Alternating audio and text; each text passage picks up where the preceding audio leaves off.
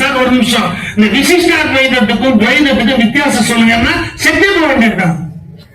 சைவ சித்தாந்தத்துல ஏன் சார் இப்படி எழுதிருக்கிறான் அப்படின்னு கேட்டா நம்ம அதுக்கு பதில் சொல்லணும்.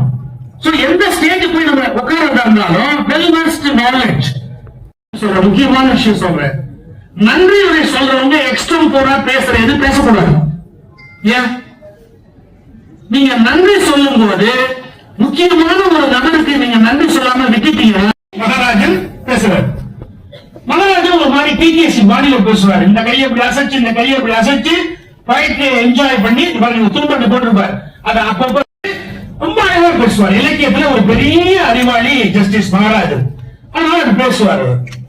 அவர் முடிஞ்ச கவிஞர்கள் மட்டும் எழுதுவதல்ல, தமிழ் குடும்பத்தில் இருக்கிற கிழமை கூட கவிதை எழுதி கொண்டிருப்பாள். அவளுக்கு கவிதை தானா வரும் அப்படின்னு சொல்லிட்டு ஓமையை சொல்ற. ஒண்ணு எப்படி இருக்கு அப்படின்னு கேட்ட உடனே அந்த அம்மா ஒரு ஓமை சொல்றா. பட்டு தலைவாடிக்கு பஞ்சு அடைச்ச மாதிரி இருக்கு சொல்லுவாங்க.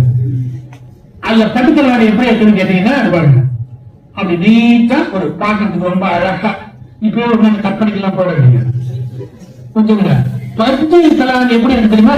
கஞ்சி அடைக்கிற போது இத்தனை கடைச்சி வச்சிருப்பான். இன்னும் கொஞ்சம் திணிங்கி இருக்கும், அங்க கொஞ்சம் திணிங்கி இருக்கும்.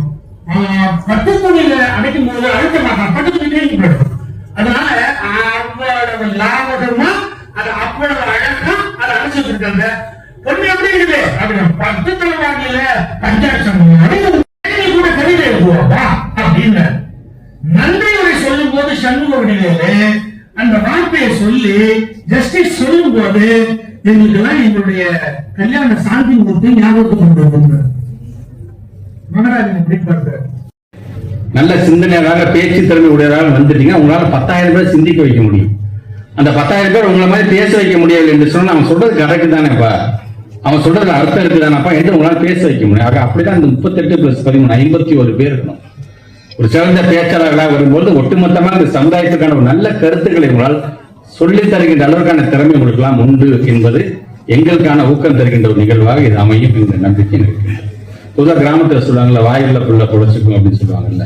அந்த வாயுள்ள புள்ள அப்படிங்கிறது, அந்த வாயுள்ள புள்ளைக்கு பகுத்தறிந்து பார்க்கக்கூடிய அந்த திறனும் வந்துவிட்டது என்று சொன்னால் வாயுள்ள புள்ள மட்டும் பொழைச்சிக்காதுங்க, இந்த வாயுள்ள புள்ள இந்த சமூகத்தை பிழைக்க வைக்கும் என்கின்ற நம்பிக்கை நமக்கு நம்ம.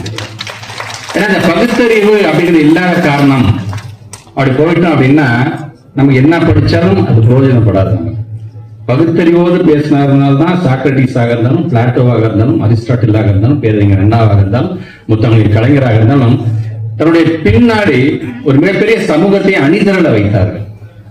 எல்லாரும் பேசினாங்க பார்த்தீங்கன்னா, முதல்ல அந்த பேச்சுக்களை என்பது உன்னுடைய பேச்சை முதல்ல நீ ஆள வேண்டும், உன்னுடைய பேச்சை நீ ஆண்டு விட்டாய் என்று சொன்னால், ஏன்னா இதெல்லாம் பேரறிஞர் அண்ணா, முத்தமிழ் கலைஞர் முதல்ல அவங்களுடைய பேச்சை ஆண்டதற்கு காரணம் தான். பிறகு இந்த நாட்டையே ஆண்டார்கள் என்பதுதான் வரலாறு. எனக்கு மாலை கட்டுவது ரொம்ப வேகமாக மாலை கட்டுகின்ற திறன் எனக்கு உண்டு என்பதை காட்டிலும், அதை நான் ஒத்துக்கிறேன், ரொம்ப வேகமா நீ மாலையை கட்டுற. ஆனா கட்டுகின்ற மாலை அது பூ மாலையாக இருக்கின்றதா அல்லது காகித மாலையாக இருக்கின்றதா?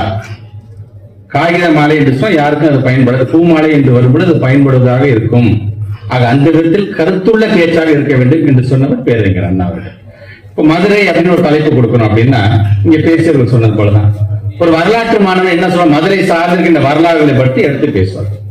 ஒரு இலக்கிய மாணவன் என்ன எடுத்து சொல்லுவாங்கன்னா, மதுரையை பொறுத்தவரைக்கும் தமிழ் எப்படி வளர்ச்சி பெற்றது, தமிழை எப்படி அவர்கள் எல்லாம் கொண்டாடினார்கள் என்பதை பற்றி எடுத்து சொல்லுவார்கள். ஆனால் அங்கே இருக்கக்கூடிய ஒரு கட்டுமானத்தை பற்றியாக இருந்தாலும் சரி, அல்ல அங்க இருக்கக்கூடிய கலாச்சாரத்தை பற்றி எடுத்து இதெல்லாம் பாத்தீங்கன்னா ஒரு உள்ளுக்குள்ளாக இருக்கும்போது இன்னொரு சிறிய தலைப்புகள், அதை நம்ம எப்படி நம்ம மிஸ் பண்ணிடக்கூடாது. அதான் இங்க ஐயா சொல்லுங்க, ஐயா சொல்லும்போது நீங்க பேசும்போது இந்த கிளாரிட்டி, இதை பத்தி நான் பேச போறேன், இதெல்லாம் சொன்னா போதும். மதுரை பத்தி சொல்லிக்கிட்டே இருக்கலாம்.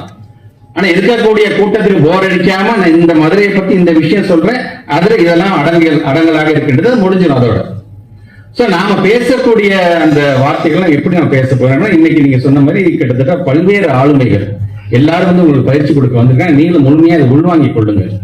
இங்க ஐயாவுடைய அனுபவமாக இருந்தாலும் சரி, இனி பேச வரக்கூடியவர்களுடைய அனுபவமாக முழுமையாக உள்வாங்கிட்டு அது உங்க ஸ்டைல சொல்லுங்க. நீங்க அதை அப்படியே பிரதிபலிக்கணும். அப்படியே நான் பரவீன் சுத்தாராம மாதிரியே நான் பேசணும், நான் சுதீசிவம் ஐயா மாதிரியே பேசணும்னு நினைக்க வேண்டிய அவன் கருத்தை நான் வாங்கிட்டேன். இப்ப என் ஸ்டைல என் நண்பர்களுக்கு என்ன சொன்னா புரியும், ஏன் ரொம்ப நல்லா இருக்கா இந்த நீங்க சொன்ன இந்த விஷயம் அப்படிங்கிற மாதிரி உங்களை நீங்கள் அதை நீங்க மாற்றிக்கொள்கின்றது தான் உங்களுக்கான ஒரு மிகப்பெரிய ஒரு திறமையாக அது கண்டறியப்படும். ஏன் நம்முடைய மாண்பு தமிழ்நாட்டு முதலமைச்சர் இங்கே திறந்து வைத்திருக்க முத்தமிழர் கலைஞர் பெயரில் கொண்ட நூற்றாண்டு உலகத்தை நல்ல விதத்தில் பயன்படுத்துங்க. இங்க நீங்க முடிச்சுட்டு போங்க, அங்கே பல்வேறு புத்தகங்கள் எடுத்து படிங்க. அதெல்லாம் இங்கே நம்முடைய தமிழ் துறை சார்ந்திருக்கின்ற இந்த துறையின் மூலமாக, தமிழ் வளர்ச்சி துறை சார்ந்திருக்கின்ற துறையின் மூலம் பல்வேறு போட்டிகள் நம்ம நடத்திட்டு இருக்கோம். அந்த போட்டிகளில் கலந்துக்கோங்க. நீங்க இது மட்டுமல்ல, ஆளுமை திறனை பற்றி இங்க நீங்க வந்து மிகப்பெரிய, ஏன்னா ஒரு சாதாரண மனுஷனுக்கு தலைவன் இருக்கக்கூடிய அந்த மிகப்பெரிய ஒரு வேறுபாடு என்னன்னா, சாதாரண மனிதன் சாதாரண இருப்பதற்கான ஒரு ஆளுமை திறன் இல்லை. அந்த ஆளுமை திறனை நாம் எப்படி வளர்த்துக் கொள்ள வேண்டும் அப்படிங்கிறதுக்கான மிகப்பெரிய ஒரு பயிற்சி, ரொம்ப முக்கியமான பயிற்சி, லீடர்ஷிப் ஸ்கில்ஸ் நீங்க வந்து கத்துக்க வேண்டும். நீங்க அப்படி ஆளுமை திறனோட இந்த ஆளுமை திறன் பயிலரங்கு மூலமாக அல்லது ஐயா சொன்ன மாதிரி பல்வேறு பிளாட்ஃபார்ம் நீங்க பார்க்கலாம். நீங்க பேச்சுக்கள்லாம் தமிழ் உலக சங்கத்தினுடைய துணைத் தலைவர் இயக்குனர் பேராசிரியர் முனைவர் பர்வீன் சுல்தான் அவர்களுடைய ஏற்பாட்டில் ஏறத்தாழ ஒரு வருகின்ற 22ஆம் தேதியிலிருந்து 27ஆம் தேதி வரைக்கும் 38 மாவட்டத்தை சார்ந்திருக்கின்ற பிள்ளைகள், அதேபோல் ஈழத்திலிருந்து ஏறத்தாழ ஒரு 13 பிள்ளைகள், நம்முடைய ஆசிரியர் பெருமக்கள் இவர்களெல்லாம் அழைத்து மேடை பேச்சு சார்ந்திருக்கின்ற, ஆளுமை திறன் சார்ந்திருக்கின்ற ஒரு பயிற்சியினை, ஒரு பயிலரங்கத்தை ஏற்பாடு செய்திருக்கிறார். அதனுடைய தொடக்க நிகழ்வாக இன்றைக்கு அந்த நிகழ்வுகளை நானாக இருந்தால் நம்முடைய மாவட்ட ஆட்சித்தலைவர், நம்முடைய சட்டமன்ற உறுப்பினர் சொல்வேந்தர் ஐயா சுகி சிவம் ஐயா அவர்களெல்லாம் இன்றைக்கு கலந்து கொண்டு இதை தொடங்கி வைத்திருக்கின்றோம். பல்வேறு விதமான ஏறத்தாழ 18க்கும் மேற்பட்டிருக்கின்ற ஆளுமைகள் இதில் கலந்து கொண்டு நம்முடைய மாணவ சமுதாயத்திற்கு, இளைய சமுதாயத்திற்கு மேடை பேச்சு சார்ந்திருக்கின்ற ஒரு பயிற்சி, ஆளுமை திறன் சார்ந்திருக்கின்ற பயிற்சிகளை எல்லாம் வரக்கூடிய ஆளுமைகள் ஒவ்வொருவரும் பார்த்தீங்கன்னா ஒவ்வொரு ஃபீல்டுலேருந்து வரக்கூடியவங்க.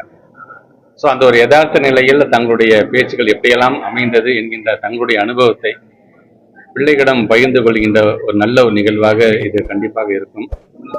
ஆக அந்த விதத்தில் இன்றைக்கு இந்த நிகழ்வை பொருத்தமான இடத்தில், பொருத்தமான ஊரில் இன்றைக்கு நாங்கள் தொடங்கி வைத்திருக்கிறோம் என்பதை நாங்கள் பெருமையாக கருதுகின்றோம். அதுவும் குறிப்பாக வருகை தந்திருக்கின்ற மாணவர்கள் இங்கே தங்கியிருந்து இங்கே உண்டு இந்த பயிற்சிகளை மேற்கொள்கிறார்கள். இவர்களிலிருந்து தயாரிக்கப்படுகின்ற அந்த பேச்சாளர்களை கொண்டு ஒவ்வொரு மாவட்டத்திலும் அங்கே இருக்கின்ற மாணவ செல்வங்களை, இளைய சமுதாயத்தை அழைத்து ஒரு தூதுவர்களாக இவர்கள் அவர்களுக்கு பயிற்சி அளிக்கக்கூடிய ஒரு நல்ல நிகழ்வும் வருங்காலத்தில் நடைபெறும் என்கின்ற நம்பிக்கை எங்களுக்கெல்லாம் உண்டு. அதுவும் எங்களுடைய பள்ளி மாணவ செல்வங்களுக்கு மேடை பேச்சு என்பது பேச்சு மட்டுமல்ல, எப்படி ஒரு தன்னம்பிக்கையை, அவங்களுடைய அகாடமிக் குரோத்துக்கு அது எந்த அளவுக்கு அது உந்துதலாக இருக்க போகின்றது என்கிற விதத்தில் கண்டிப்பாக இது அமையும் என்கின்ற நம்பிக்கை எங்களுக்கு தான் இருக்கின்றது.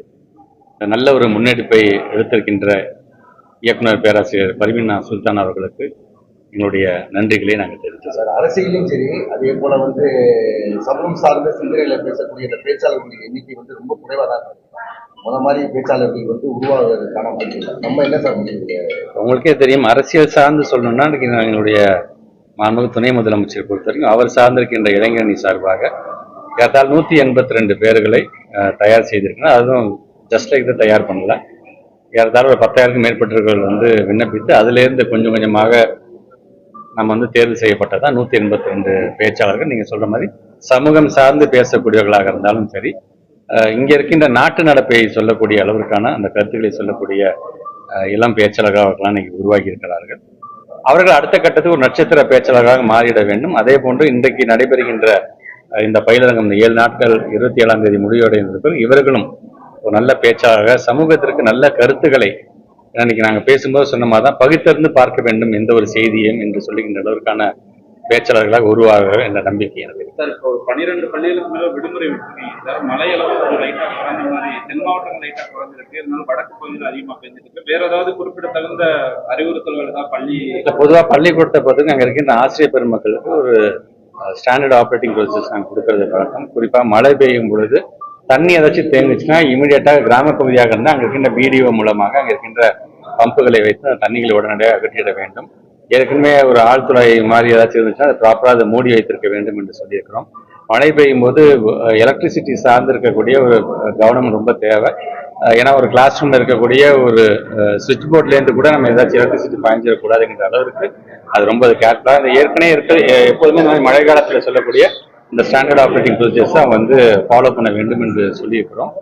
குறிப்பாக வந்து இந்த விடுமுறை என்று வரும்பொழுது அந்தந்த கலெக்டர்ஸ் கிட்ட அந்த டிஸ்கிரிப்ஷன் ஆஃப் கலெக்டர்ஸ் தான் நாங்கள் கொடுத்துட்டோம் பண்ணாங்க. ஏன்னா ஒவ்வொரு முறையும் அரசாங்கம் என்ன சொல்லுது, பள்ளிக்கல்வித்துறை என்ன சொல்லுது என்று சொல்றதை காட்டிலும் அந்தந்த மாவட்டத்துக்கு தகுந்தாப்புல அந்த கலெக்டர்ஸ் வந்து முடிவெடுக்க வேண்டும் என்று சொல்லியிருக்கிறோம். அது சார்ந்து தான் ஒவ்வொருத்தரும் முடிவெடுத்தாங்க. அரசியல் சார்ந்த சொல்லுங்க சார். ஒரு டிவிடியில வந்து அந்த 41 பேருக்கு மேல உயிரிழந்திருக்கிறாங்க.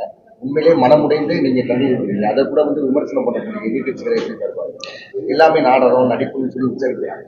இது மாதிரி நிகழ்வுகளை இப்ப பேசும்போது நான் சொன்னேன், நான் உணர்ச்சிகளும் அறிவும் சார்ந்து பேலன்சிங்காக தான் ஒரு பேச்சை அமைந்திட வேண்டும் அப்படின்னு நான் சொல்லியிருக்கேன். இந்த பேச்சாளர்களுக்கு மட்டுமல்ல, ஒட்டுமொத்தமாக ஒரு தமிழ் இனத்திற்காக சொல்லக்கூடியதாகவும் அதை நாம் பார்க்க வேண்டும்.